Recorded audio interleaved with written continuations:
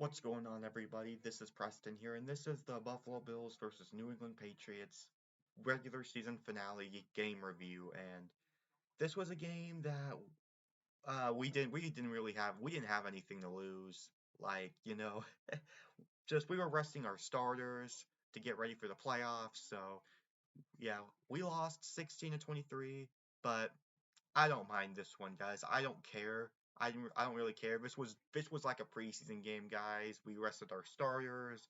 This was basically like an experiment for some of the backups to see, how they would perform and how they would perform. And what we need to do is, get some experience for the backups and try to leave week 18 as healthy as possible. And I feel like we did just that. So just overall, I felt like, I don't really mind this loss. I don't mind loss at all one bit. So our final record for the season was 13-4. Since every other year, like we've had like 13 wins. We had one in 2020, 2022, and now this season. 2021 we had 11-6, and then 2023 we had 11-6. So three of the last five seasons we had a total of 13 wins, and since 2019 we've had 10 or more wins. So that is really good. Double digit wins, consistent there. Now we're just starting to wait to see who our guy who the team is we're gonna be facing off in the wild card round. Which Denver, they just scored again, a touchdown to Cortland Sutton from a pass from Bo Nix. So yeah, so here's how the playoff scenarios will work. We'll either play the Broncos, the Dolphins, or Cincinnati. Broncos, if they win, they clinch it. Win and you're in for Denver. Um, Dolphins, if they win against the Jets, and if the Broncos lose, Dolphins will get in. And then Cincinnati, with their win last night, if the Broncos lose and the Dolphins lose, then the Bengals will get in. So those are the teams that we could be facing in the wild card round next week. So, and we have home field advantage. So that's really good. So let's go ahead and take a look at our stats.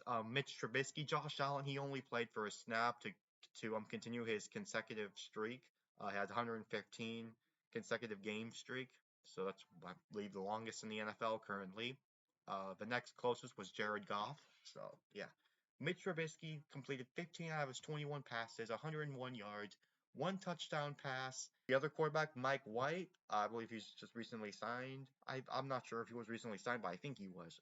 Not really sure, but he only completed 3 of his 11 passes. I mean, which is not really good, but this is his first time.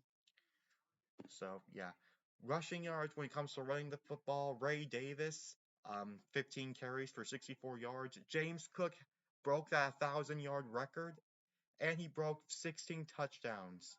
So James Cook has tied O.J. Simpson for the most rushing touchdowns in a single season with 16. So that's really good for James Cook. Yeah. So good momentum, good momentum, positive momentum there building into the playoffs. So yeah, receiving wise, Curtis Samuel 7 for 52. We Keon Coleman 2 for 31. Matt Collins 3 for 25. Quinn Morris 3 for 20. Ray Davis 2 for 1 in that touchdown pass, and then Ty Johnson just one reception. Defensively, it was quiet on the defensive side of the ball, and we played conservative in this game because of the fact that we didn't have anything left to lose, and we wanted to get into the playoffs as healthy as possible. So yep. And the only sack we had today was at the very start of the game that Von Miller had when Drake May was out there. So yeah. So yeah, guys. Now let's go and take a look at the Patriots. Drake May, I think he only played for like one drive, and that's it. And then gotta give a shout out to Joe Milton the third. He played his tail off. He played his tail off, guys.